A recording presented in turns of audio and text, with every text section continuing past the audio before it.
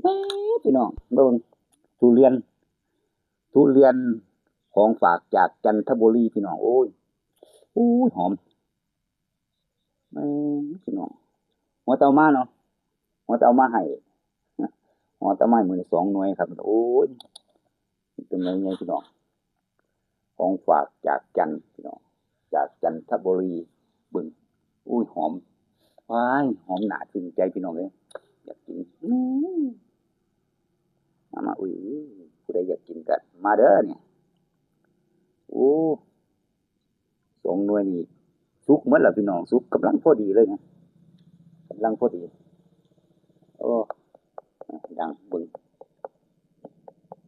สุกครับพี่น้องพอดีบ่เละบ่เล่นพอดีเลยครับพี่น้องหัวตะมาหอดเนาะทุเรียนเขาสุกแล้วเขาก็เลยส่งมาให้ทุเรียนเป็นชะนีหรือหมอนทองเนาะโอ้ยบ่ฮู้จักชื่อดอกพี่น้องเอ้ยเบิ่งเอาเถอะว่าเป็นอิหยังชะนีหรือหมอนทองเนาะโอ้ยเนาะ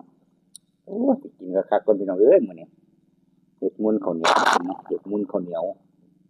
เฮ็ดมุนข้าวเหนียวโอ้ยหอมมาเด้อผู้ใดอยากกิน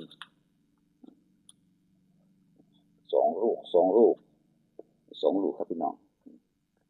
อุ้ยหน่วยใหญ่ๆเขามาส่งเขาจะมาส่งเนาะทางจันทบุรีเขาฝากมาฝากไม่กินนะพี่น้องขอขอบคุณหลายๆที่ส่งมาให้กินเนาะส่งมาให้กิน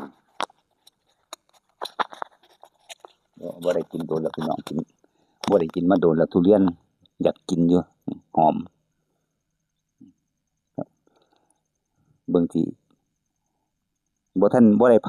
พาดอกให้มื้ออื่นจั่งค่อยสิพานะว่าให้สุกกว่านี้จักหน่อยก่อน